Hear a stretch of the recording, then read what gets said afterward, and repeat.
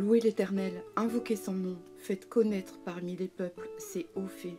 Chantez, chantez en son honneur, parlez de toutes ses merveilles. Glorifiez-vous de son saint nom, que le cœur de ceux qui cherchent l'Éternel se réjouisse. Ayez recours à l'Éternel et à son appui, cherchez continuellement sa face.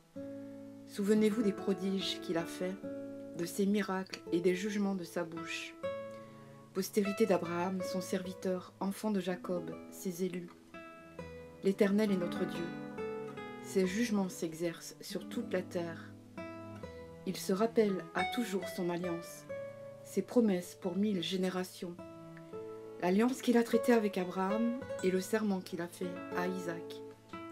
Il l'a érigé pour Jacob, en loi, pour Israël, en alliance éternelle, disant « Je te donnerai le pays de Canaan comme héritage qui vous est échu. » Ils étaient alors peu nombreux, très peu nombreux et étrangers dans le pays. Et ils allaient d'une nation à l'autre et d'un royaume vers un autre peuple.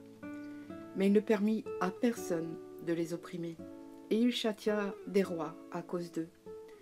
Ne touchez pas à mes oins, et ne faites pas de mal à mes prophètes. Il appela sur le pays la famine, il coupa tout moyen de subsistance. Il envoya devant eux un homme. Joseph fut vendu comme esclave. On serra ses pieds dans des liens, on le mit au fer. Jusqu'au temps où arriva ce qu'il avait annoncé et où la parole de l'Éternel l'éprouva. Le roi fit ôter ses liens, le dominateur des peuples le délivra. Il l'établit seigneur sur sa maison et gouverneur de tous ses biens, afin qu'il pût à son gré enchaîner ses princes et qu'il enseignât la sagesse à ses anciens. Alors Israël vint en Égypte et Jacob séjourna dans le pays de Cham.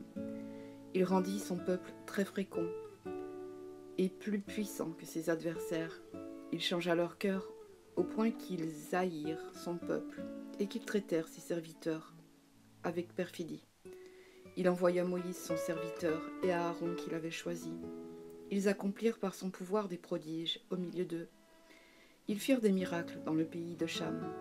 Il envoya des ténèbres et amena l'obscurité. Et ils ne furent pas rebelles à sa parole.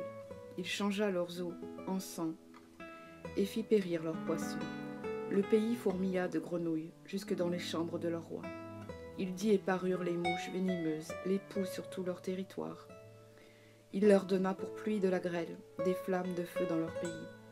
Il frappa leurs vignes et leurs figuiers, et brisa les arbres de leur contrée. Il dit et parurent les sauterelles, des sauterelles sans nombre, qui dévorèrent toute l'herbe du pays, qui dévorèrent les fruits de leurs champs. Frappa tous les premiers-nés dans leur pays, toutes les prémices de leur force. Il fit sortir son peuple avec de l'argent et de l'or, et nul ne chancela parmi ses tribus. Les Égyptiens se réjouirent de leur départ, car la terreur qu'ils avaient d'eux les saisissait.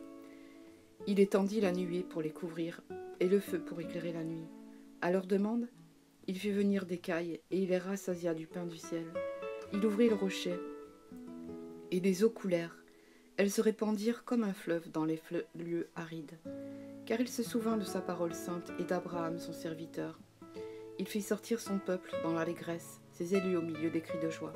Il leur donna les terres des nations, et ils possédèrent le fruit du travail des peuples, afin qu'ils gardassent ses ordonnances et qu'ils observassent ses lois.